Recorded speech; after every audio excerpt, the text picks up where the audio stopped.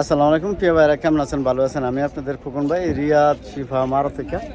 তো যাক মাশাআল্লাহ, আজকে বারে শুক্রবার চলে গেছে, মানে যায় না এখনো, ইনশাআল্লাহ মাগরিবের সময় হয়ে গেছে।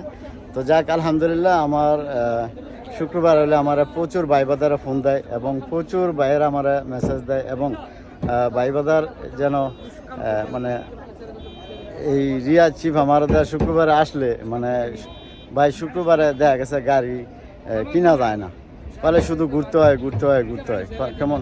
তো যাক ইনশাল্লাহ, এই যে আপনাদের খোকন ভাই রিয়াদ শিফা মারো দেয় আজকে প্রতি শুক্রবার একটা ভিডিও দিই আপনাদেরকে। আমি কিন্তু আজকে আমার জায়গায় রয়ে গেছি, মানে মাঠে যে এই মারদরা, ঠিক আছে, এই মারদের মানে এই যে এখানে একটা পতাকা হাদিদের উপরে, ঠিক আছে, সৌদির পতাকা, এইখানে আমি মনে করেন গাড়ির বেচাকিনি করি।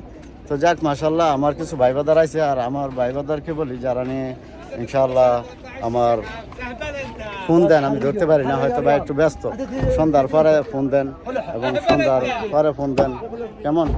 তো যাক মাশাল্লাহ, এখানে আমার কিছু ভাইবাদার আছে, তো চলেন ভাইবাদারের সাথে কিছু কথা বলি, কেমন। ভাই সালাম আলাইকুম, কি অবস্থা? ভালো আছেন? কি অবস্থা আছেন? ভালোই না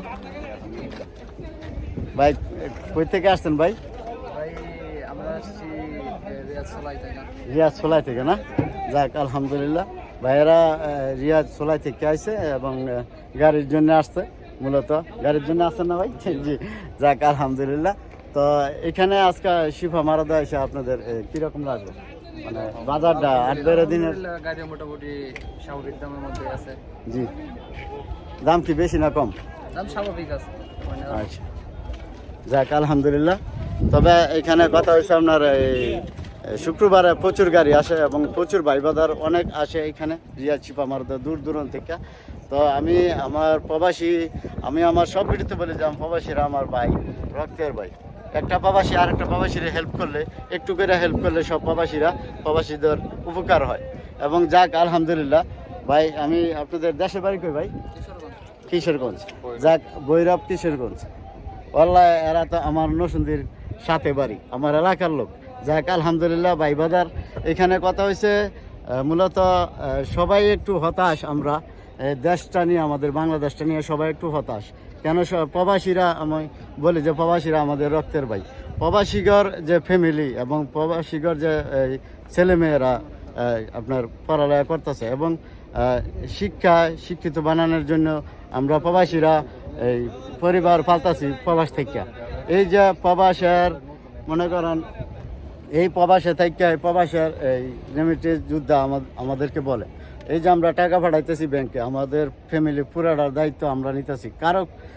কারো ফ্যামিলির কোনো সরকারি খোঁজ রাখে না, আর কোনো লোকই খোঁজ রাখে না, আমরাই আমাদের ফ্যামিলি পালতেছি। এই যে শিক্ষাগত নিয়ে একটা আপনার বাংলাদেশে একটা নেট বন্ধ করে দিছে, মানুষ বিভিন্ন লঞ্চনা করতেছে, পুরা মানে বাংলাদেশটা একটা তুচ্ছ বানায় লাগছে পুরা বিশ্বের মধ্যে। তো যাক আমরা দোয়া করি ইনশাল্লাহ এটা যেন আমাদের সরকার, বাংলাদেশের সরকার যেন এটা মাথায় নেয় এবং সবাই যেন আগের মতো আবার শিক্ষা যাইতে পারে, স্কুল মাদ্রাসায় যাইতে পারে, আবার শিক্ষাগত করতে পারে। যাক আলহামদুলিল্লাহ।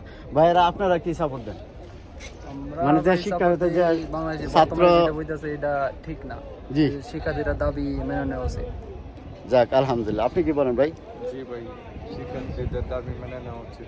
যাক আলহামদুলিল্লাহ, আমরা প্রবাসীরাও চাই, যারা প্রবাসী আছে তাদেরও দাবি, যারা শিক্ষাগত করতেছে যারা করতেছে এবং তাদের দাবিটা যেন ইনশাল্লাহ আমাদের বাংলাদেশের সরকার মেনে নেয় এবং আগের মতো সুন্দর মতে চালাইতে পারে। তো যাক ইনশাআল্লাহ, আপনি কিছু বলেন ভাই? যাক ইনশাল্লাহ, ভালো থাকবেন, ভালো রাখবেন। আর আমি আপনাদের খোকন ভাই, রিয়াদ শিফা মারাদা আছি। আসলে এখানে, এই যে এখানে আসলে পাইবেন। ভালো থাকবেন, ভালো রাখবেন। শিফা মারাদা আসলে খোকন ভাইয়ের স্মরণ করবেন, মোবাইল নাম্বার দেওয়া আছে, যোগাযোগ করলে ইনশাল্লাহ পাইবেন। দিনের 4টাতে রাত 12টা পর্যন্ত আমি কাজ করি ইনশাআল্লাহ। আসসালামু আলাইকুম, কাম টু শিফা মারাদ।